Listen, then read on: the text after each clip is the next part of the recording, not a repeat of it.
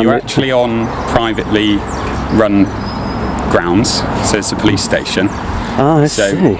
If you'd like to come to the public area... Would that be privately run on the basis that it's publicly funded? Yeah, but that's not relevant to the fact that it's public infrastructure. It's highly relevant. Hold on. It's highly relevant. You're trespassing on the police station. Okay. Is trespass a civil or a legal matter? Is trespass a civil or a legal matter? Do you have a request of the police? Yes, answer the question. Is trespass a civil or police matter? Do you have a request? I'll answer the question for the benefit of my viewers. I think it's a civil matter. To do is to ask silly questions. It's a civil matter. It only becomes a police matter when it's aggravated trespass. If you could you do me one favour just to carry on with this consensual conversation? Provide me with 3 forms of address. Provide you with 3 forms of address? Identity, my apologies. I think you are asking some irrelevant questions. And I'll do it myself. Oh, look at your rank. Oh, dear me, you know better than that, sir. I think you're asking questions which aren't relevant. Here we are, on duty covering identification. I'm not going to do, because you don't... Could you, for the benefit of the audience, say what those 2 diamonds represent in your rank? What they represent is that I'm asking you... The inspector begins by saying the area is private property. But when the point is raised that the place is funded by public money, he quickly brushes it aside because it weakens the claim he's making. When that explanation fails to hold up, the conversation shifts and he starts suggesting that the person is trespassing instead. That's where plodding along challenges the claim directly. In most cases, trespass is a civil matter, not something the police deal with unless certain legal conditions are met. So asking whether this is a police issue or simply a civil matter isn't a trick question. It's a basic and reasonable point that needs a clear answer at the same time. The inspector refuses to provide his own 3-point identification. He even keeps his ID card out of view while still making demands and statements. This creates a one-sided situation where the officer expects cooperation and answers from others, yet avoids offering the same level of transparency himself. In situations like this, accountability should work both ways, not just in one direction. Do you have a reason to be on Right now I do. premises? Right now I do. It's to identify you. As we haven't met, I'm wondering why you're being so hostile. Then introduce yourself. Come to the public area. If we played police bingo today, we've got hostile, private ground when it's public. A lot of people ticking boxes at the moment. It is cliche corner, isn't it? Stick within the bounds of the law. Identify yourself. You're in uniform. That's a second formal offer. You have the opportunity to redress your error. Have a silly conversation for the 3rd and final time before it goes on record. Of an office building. On the record for the 3rd and final time, will you identify yourself while you're in the course of your duty? What I'm not going to do. Yes or no? Is I'm not going to give you permission to put you're not identifying yourself. This is no longer a consensual conversation. Onto the internet. I will take it up with your superiors. You don't have permission to put that video on the internet. You don't have personal permission. Tell me the law that precludes me from doing it. You're not in a public place. Tell me the law that precludes me from doing it. I'm telling you that I'm not giving you personal permission to put any video onto the internet. Don't need it. But just so that you know. Did you watch the Twin Towers come down? That is relevant. Did you watch the Twin Towers come down? Goodness me. Did you? You're one of these. Okay. Oh, one of these. Bingo time, boys. Here we go. You're going to tell me that the police knocked the Twin Towers down or something like that? No, don't be silly. The word hostile appears the moment the inspector starts losing control of the conversation. Yet nothing about plodding along's tone actually changes. He stays calm, speaks clearly, and continues asking straightforward questions. His steady approach seems to become a problem only because it can't be pushed or pressured into quick agreement. Then the inspector adds another claim, saying that personal permission is required before the video can be posted online. That isn't a simple misunderstanding. It comes across as an effort to create authority where none really exists. Officers don't get the right to block footage just because they feel uncomfortable about how they might appear on camera. When an inspector begins setting rules that don't actually apply and labels calm behavior as hostility, the focus shifts away from professionalism. Instead of dealing with the situation fairly, it starts to look like a reaction driven by frustration. When someone stays composed and keeps asking reasonable questions, it can expose weaknesses in the argument being made, and that seems to be what's happening here. Public place, and we can keep talking. There we go. At the moment, there's people who are... Did your constabulary put these council painted lines down? They have no relevance to public roads. They're public. It's publicly funded. 1972 Criminal Justice Act, Section 33, implied rights of access. There are signs at the front which I've read and I've recorded and narrated to, and I haven't been anywhere. You're an angry man. Anywhere.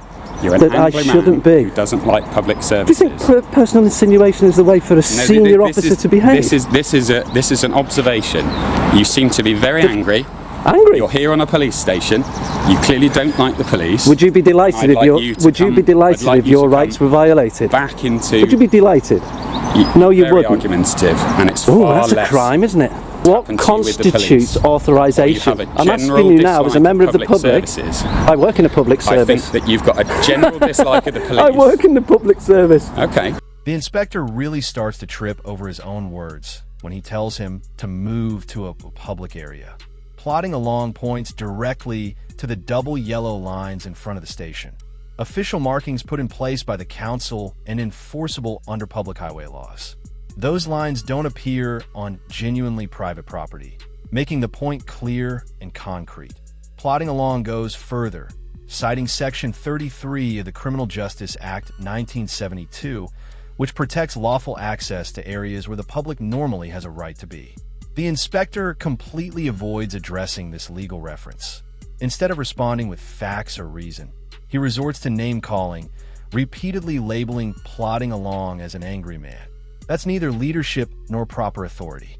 It shows a senior officer reacting emotionally, not professionally, because the legal foundation he tried to rely on has just been effectively dismantled. The attempt to assert control collapses under its own lack of substance. If people came to where you worked to start arguments with a hostility towards what you do... They'd be allowed to film and I'd have to identify myself. Firstly, identify yourself as you're obligated to do. The reason you're not going to because you're here with an axe to grind and you don't like speculation overruled. Speculation overruled. Give you public service. See how this will pan out in court. Speculation overruled. This won't end up in court. No, it won't, because your side will settle before it goes there. To make a formal complaint about your lack of identification. I'll take it to the relevant body. But I'm not in public. I beg. You're on duty. I'm always on duty. Exactly, and you have to identify whether you're in plain clothes or not. I'm not in a public place. Yes, you are. I'm not dealing with the public. Remember, you are on private property. So what I'm not going to do is give you a name to put onto the internet for your angry website where you don't like public angry services. Website, classic this geezer. You don't seem to have any questions. What do you want from this interaction? Who am I speaking with? You're now obligated under two rationales. Your code of ethics, and your policies. Please tell me about the code of ethics. I think it's the other way around. You need to adhere to. Look at your senior. Look at the ranking. You're giving me all the rank. What would you like? Look at the rank. What would you like to? This is how you behave. What would you like to achieve? They always say shit travels downwards, don't they? Well, this is the point where the inspector completely drops any attempt at professionalism. He refuses to show his identification, not because of safety or operational reasons, but simply claiming that plodding along doesn't like public servants. That excuse is emotional, irrelevant, and has nothing to do with the responsibilities he's legally bound to uphold. Disliking someone is not misconduct, and it certainly doesn't remove an officer's duty to act properly. Then he doubles down, repeating the same flawed argument that he's on private property, as if that alone cancels out his accountability. Plodding along points out the reality clearly. Under the police code of ethics, showing identification is not optional. It's a mandatory part of maintaining transparency and public trust, and it applies regardless of where the interaction happens or how anyone feels in the moment. The inspector's excuses fall apart when held against these established rules. Sensitive site. Sensitive. Put some soothing lotion on it then if it's sensitive. So you're funny as well as interesting. Brilliant. Every one of your viewers will find this fascinating. Just don't walk towards my staff because, unlike me, they're not used to people who dislike the police wandering around. Hello. Hi. Do you have some identification? You do. If you could wear it when you walk around, that would be very useful. This is a conversation you're having from a man who refuses to identify. So just take note of the hypocrisy from a senior member of your staff. If you have no reason to be here, then I'll ask you. Just see the rank hypocrisy of your comment then. because I'm going to challenge them if they don't have a reason to be here. Yeah, you apply one rule to them and not to yourself. Dislike for the police. That's I don't know why you dislike the police. I'll tell you what that is. That could be construed as slander. Well, my observations, my personal opinion. Whilst on duty. You're not here to enforce personal opinions, you're here to enforce the law. Thank you very much for saying that on camera. You seem to be rather angry. Please don't walk towards where people are working. And what happens if I do? Sorry, let me rephrase. What happens exactly when I do? You're well aware that it's doing as we speak. It's a complicated practice, isn't it? It's not a clear principle. Calling the station a sensitive site is just one more last-minute excuse the inspector uses after all his other arguments have failed. If the station were truly treated that way, strict rules would apply to everyone at all times. Instead, staff come and go without showing ID, and the sensitive concern only appears the moment a camera is present. Plodding along highlights this inconsistency, pointing out the hypocrisy, and the argument lands perfectly. Sensitivity can't be applied selectively. What really undermines the inspector is how openly personal opinion shapes his actions. He isn't enforcing a clear law, rule, or boundary. He's acting based on how he personally feels about being recorded. No public access beyond this point. You know no, it didn't. It said no unauthorised access. You know full well why we have that. Because of the dangers that police officers face. Here we go. And because of the hostilities from people ranging from casual, camera-wielding, angry people who don't like society and have a problem with public services. I work in public service. Violent acts. This is brilliant. Through to violent acts. Am I committing a violent act? No, that's Am why I intimidating you? So that range. Am I intimidating you? If you'd like to be famous, I suggest you come up with some content that has a purpose, or ask a question that you think you might get an answer to. You're less than Wayne Couzens. Rants like this, citing. You're less than Wayne Couzens. Bits of information. Less than Wayne Couzens. He identified. Now, if a police officer is on duty in public, I'd expect them to identify themselves. I've had to come on duty's the key. Because you've brought your angry rhetoric against public on services. These are people who work on duty's the key. Accusing plodding along of intimidating staff is the inspector's final desperate move, and it's a reckless one. There's nothing to back it up. No interference, no obstruction, just filming and standing calmly. Yet suddenly it's being presented as aggravated trespass, that's a serious claim to make without any evidence. Aggravated trespass isn't about making people feel uncomfortable. It's about intentionally disrupting lawful activity. This is clearly the inspector trying to escalate the accusation because all his previous arguments have failed. When ordinary filming doesn't give him control, he rebrands it as a threat. To this point, he's no longer applying the law fairly. He's twisting it to suit his own convenience. The move exposes how authority can be misused when personal frustration replaces legal justification. These officers may identify themselves because they're on duty. They're in uniform. You're in uniform. No, you've come to my office. So I what? don't face the public. You are now. I work in an area that none of the public have access. You're facing a member of the public right now, so but you have no right to remove me. No, I said that I'm not going to. You have no right to. Well, let's talk about it. You've argued trespass. Trespass is a civil matter. It is. If it's aggravated trespass, you're more than welcome. You're standing in front of a building. Said building. Which you don't have a right to stand in front of. And the moment you start intimidating staff coming in and out of the main I'm not intimidating anybody. That's a false accusation. You're making a false accusation on record. An aggravated trespass. You're making a false accusation. You're standing in front of the double security door to some infrastructure which carries a risk and a false threat. reporting is a crime under the 1967 Criminal Act. You do realise that, don't you? Intimidated by your presence, then you'll find yourself liable to be dealt with under aggravated trespass, which is a criminal intent. So I'm going to leave you with the officers who are on duty. For final time, you're going to intimidate my staff with your angry rhetoric, which we've heard so many times. Then learn the lessons. Called conspiracy theories. And people are very enthusiastic about it. Are you going to identify yourself, sir? No, sir. The inspector's claim that plodding along may be committing aggravated trespass is the key giveaway.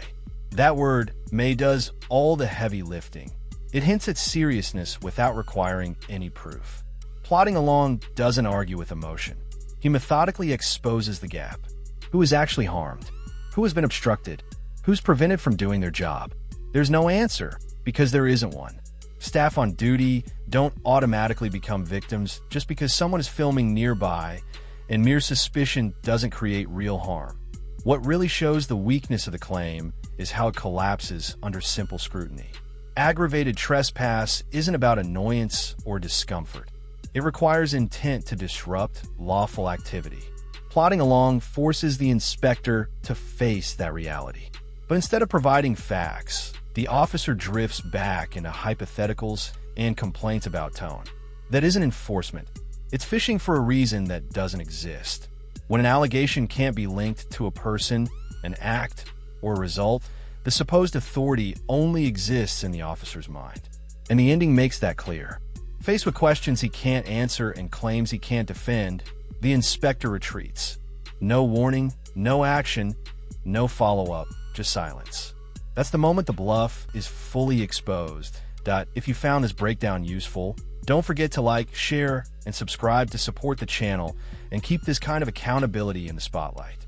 I'm the Audit Assessor, and this was episode 13. See you next time.